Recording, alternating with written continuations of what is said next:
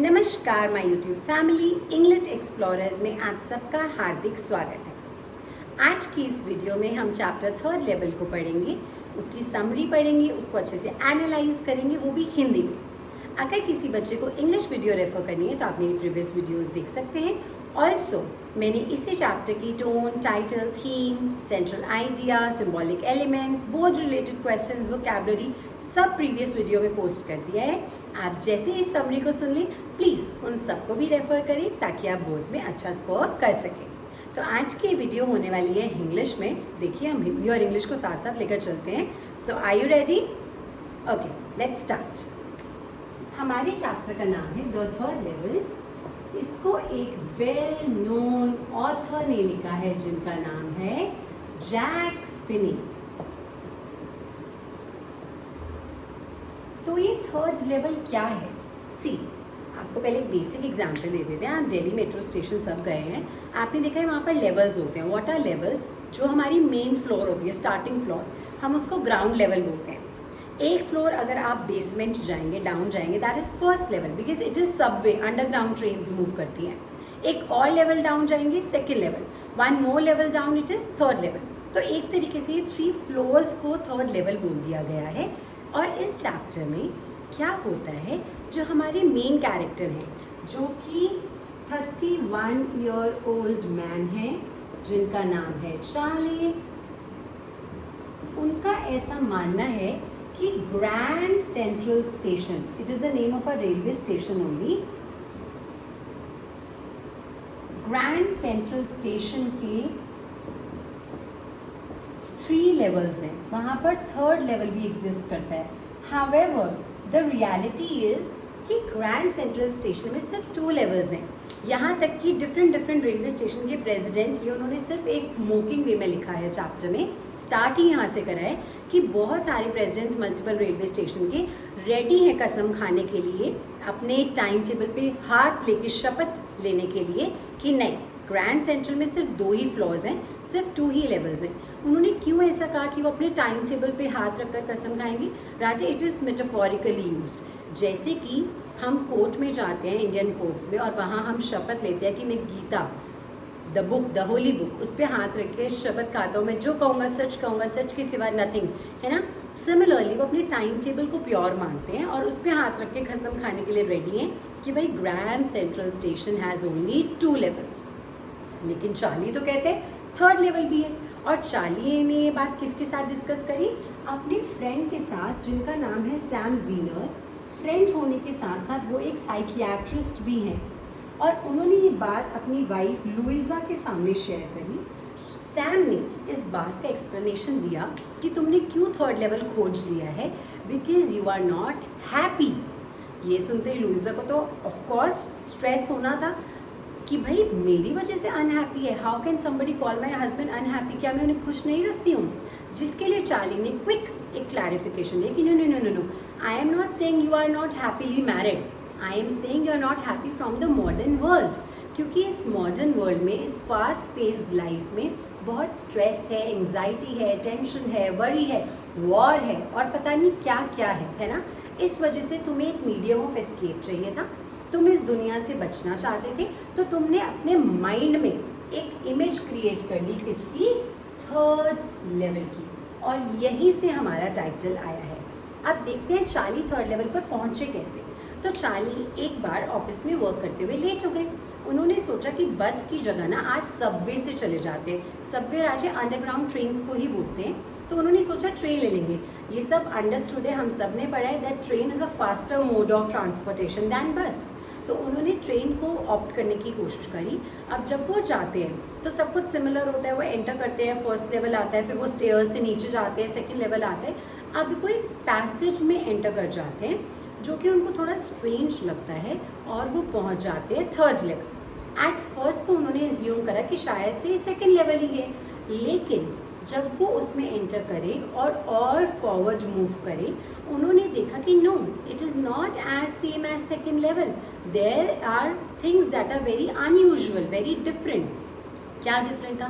वहाँ पर जो लोग थे उनका अटायर बड़ा डिफरेंट था। वहाँ पे एक पर्सन है जो अपनी पॉकेट से गोल्ड की वॉच निकाल रहे हैं और एक लिड को ओपन करके टाइम देख रहे हैं, जो कि पुराने ज़माने में चलता था।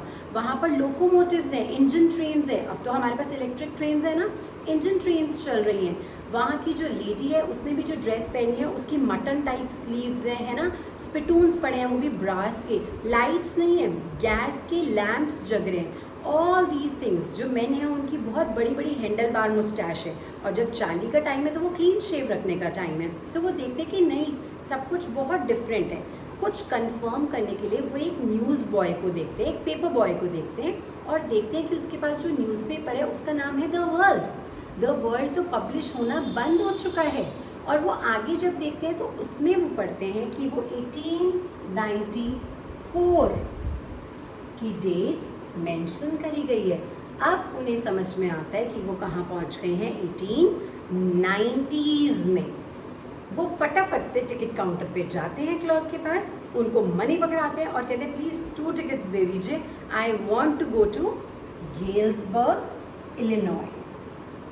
गेल्सबर्ग, इलिनॉय में जो जगह है उसको वो बहुत ज़्यादा पीसफुल प्लेस मानते हैं।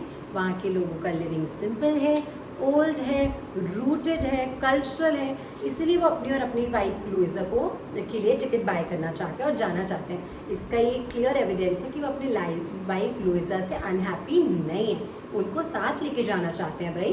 तो जैसे वो मनी प्रेजेंट करते हैं, जो क्लर्क होता है वो बहुत अपसेट हो जाता है, because it is not the old type of currency. 1890s वाली करेंसी नहीं थी वो। चार्ली के पास तो मॉडर्न करेंसी थी ना, तो चार्ली फटाफट से वहाँ से रश कर जाते हैं कि भाई पेनल्टी ना लग जाए या ये मुझे जेल में ना बंद करा दे करेंसी प्रेजेंट करने के लिए। और वो वापस आकर क्या करते हैं, अपनी जितनी भी सेविंग्स होती हैं सारी की सारी एक्सचेंज करा लेते हैं ओल्ड करेंसी में। तो वो कुछ 300 अमाउंट होता है, उसको चेंज कराते हैं $200 में। $200 क्यों मिला राजे? बिकॉज जब भी आप कोई करेंसी एक्सचेंज करते हैं किसी कॉइन स्टोर से, वो लोग कुछ प्रीमियम चार्ज करते हैं, कुछ एक्स्ट्रा अमाउंट चार्ज करते हैं उस करेंसी को चेंज करने के लिए। सो ही हैड टू पे दैट। ओके, अब ये सुन के तो उसकी वाइफ स्ट्रेस में आ जाती कि इसने तो अपनी सारी सेविंग्स चेंज करा दी, भाई ये क्या करा उन्होंने। अब जब ये सब बात वो सैम को बता देते हैं, सैम को सब कुछ बहुत स्ट्रेंज लगता है। उन्हें लगता है कि ये गेल्सबर्ग क्यों जाना चाहते हैं, तो बताते हैं कि गेल्सबर्ग में लोग कैसे बैठा करते थे। इवनिंग बड़ी होती थी, वो आराम से बाहर बैठते थे, पाम ट्रीज़ की जो लीव्स होते हैं उनसे अपने आप को फ़ैन करा करते थे। मेन जो है वो सिगार स्मोक करा करते थे। तो everything was so natural, so authentic, so clear and pure. तभी वो वहाँ जाना चाहते हैं। अब कुछ टाइम बाद हमारे चार्ली फर्स्ट डे कवर्स अपने देख रहे होते हैं, कुछ अपनी stamp collection. Charlie has a habit of collecting stamps. इस हॉबी को हम फिलैटली बोलते हैं। तो वो सब देख रहे होते हैं। इतने में उन्हें एक एनवलप मिलता है जो कि फर्स्ट डे कवर होता है, 1890s का ही होता है वो भी। वो उसको ऐसे ही, फर्स्ट डे कवर यूजुअली राजी सिर्फ कवर होते हैं, उसमें कुछ नहीं होता, वो एम्प्टी होते हैं। लेकिन इस फर्स्ट डे कवर में एक एनवलप मिलता है। जब वो उस एनवलप को रीड करते हैं तो उसमें एक लेटर होता है।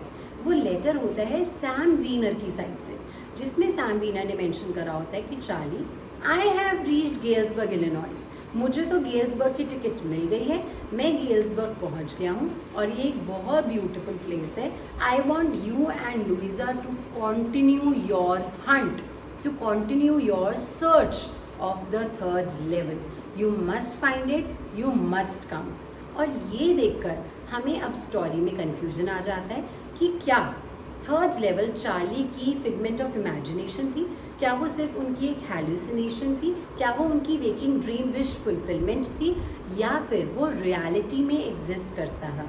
अगर वो इमेजिनेशन थी तो हो सकता है सैम वीनर साइकियाट्रिस्ट होने के बाद वो खुद भी मॉडर्न वर्ल्ड से परेशान हो, वो खुद भी एक मीडियम ऑफ एस्केप सर्च कर रहे हों, तभी उन्होंने थर्ड लेवल को फाइंड आउट कर लिया हो।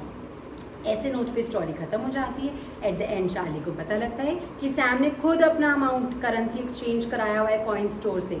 ऑल्सो उन्हें पता था कि वो वहाँ जाकर कुछ ग्रेन का, कुछ हे का बिजनेस शुरू करेंगे, क्योंकि ओल्डन डेज में 1890s में जब वॉर हुआ ही नहीं, फर्स्ट वर्ल्ड वॉर को 20 साल हैं, वर्ल्ड वॉर 2 को अराउंड 40 इयर्स हैं, तो ऐसे टाइम पे ऑफ कोर्स एक साइकियाट्रिस्ट की कोई ज़रूरत नहीं है, तो उन्हें अपना बिजनेस, अपना प्रोफेशन स्विच करना पड़ेगा। अब हमारी स्टोरी हमें एक क्वेश्चन पे लिंक अराउंड कर देती है कि whether the third level existed और नॉट, और ऑफ कोर्स इसका कोई आंसर हमारे पास नहीं है।